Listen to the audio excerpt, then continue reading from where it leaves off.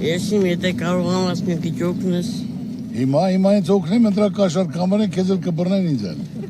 Նոյեմբերյան համայնքում Ծառուկյանն այսօր օգնության տարատեսակ խնդրանքներով իրեն մոտեցած մարդկանց հիշեցնում էր, որ նախընտրական շրջան է, չի կարող հատկապես գումարով օգնել, կաշառք կդիտարկվի ու կբռնեն իրեն։ Բարգավաճ Հայաստանի առաջնորդը Երևանից Տավուշի մարզում է, որտեղ 2024-ին մասնակի սահմանազատում եղավ, 4 գյուղ վերադարձվեց Ադրբեջանին։ Խոշորացված նոյեմբերյանում Գագիկ Ծառուկյանին լսելու էր եկել նաև ընդդիմադիր ապրելու երկիր կուսակցության անդամ համայնքապետը, որը դեմ էր սահմանազատման, իշխանության ընտրած ձևաչափին այն համարելով միակողմանի զիջում։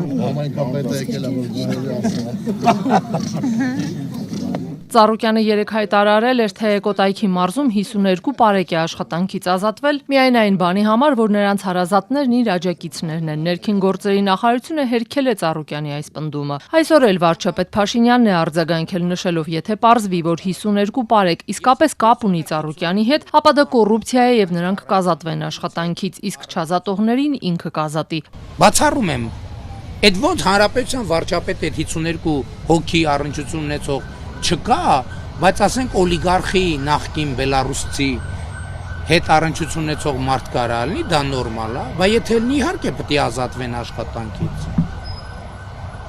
Եթե ես իմանամ, որ այդպիսի բան կա ու չեն հանել գործից, նավ չի հանել գործից, ես իրան կհանեմ գործից։ Փաշինյանն այս թեման կապել էր հետախուզման մեջ գտնվող Ծառուկյանի որդու երկրից անարգել հեռանալու հետ, ենթադրելով, որ նրան կարող էին աջակցել։ Նա նաև զարմացել է, թե ինչպես է, որ վարչապետի հետ առնչություն ունեցող 52 պարեկ չկա, օլիգարխի հետ առնչություն կարող է լինել։ Ծառուկյանի մամուլի խոսնակն արձագանքելով Փաշինյանին, նրա մտերիմներից 6 հոգանոց մի ցուցակ է հրապարակել։ Մեջբերում այդ գրառումից. Այո, միգուցե պարեկներ չկան քո շրջապատից, փոխարենը քո դասընկեր Վահե Ղազարյանը մինչև վերջերս ներքին գործերի նախարարներ, Քավորդ Հայկ Խալումյանը ներկայումս Տավուշի մարզպետն է, աներձակդ Հրաչյա Հակոբյանը արդեն երկրորդ անգամ պատգամավորի մանդատ է ստանում նվեր սերիալային փայլուն խաղի համար։ Հայկական ժամանակի նախկին լրագրող Վահագն Հովակիմյանը այժմ ԿԸՀ նախագահն է, եղբորորդից Սիփան Փաշինյանը ազգային ժողովի պատգամավոր էր։ Հետախուզման մեջ գտնվելուց ընթացքում քեզ պատասպարած Հակոբ Սիմիդյանը Հայաստանի շրջակա միջավայրի նախարարն էր։ Այս շարքը դեռ շատ երկար կարող եմ շարունակել։ Բարգավաճի առաջնորդը, որ մինչև այս պահը պաշտոնապես չի հայտարարել, թե ով է իր ուժի վարչապետի թեկնածուն, այսօր թեթև ակնարկ արեց։ Ես չեմ ասել, որ վարչապետը ես եմ, որ չասեն Ծառուկյանը վարչապետ լինելու համար գնացել է գյուղ, ասում է ինձ,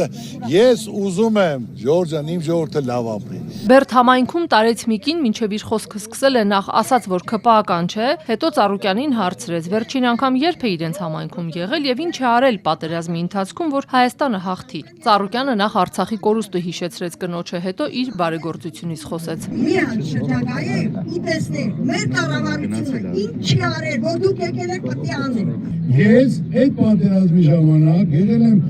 բանկում եմ 3 միլիոն դոլար տղաներից ասել եմ, տղաներ ջան, հավաքեք ինչ գումար կա, ուղարկել են Արցախ։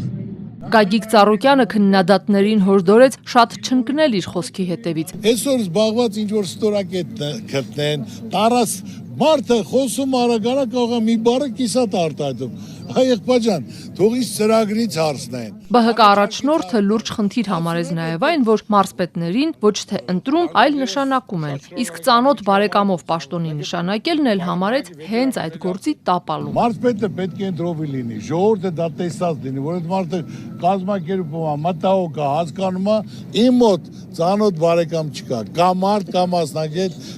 ծանոթ բարեկամով ուրեմն սա կանդվի։ Բայց մարզպետը նշանակովի պաշտոն էր նաև 11 տարի առաջ, երբ օրինակ հենց Ծառուկյանի փեսան Կարապետ Գուլոյանը կառավարության նշանակմամբ 2015 թվականին դարձավ Կոտայքի մարզպետ։ Իսկ վարչապետը Հովիկ Աբրահամյանն էր, Ծառուկյանի խնամին, նրա որդին ԲՀԿ առաջնորդի փեսան է։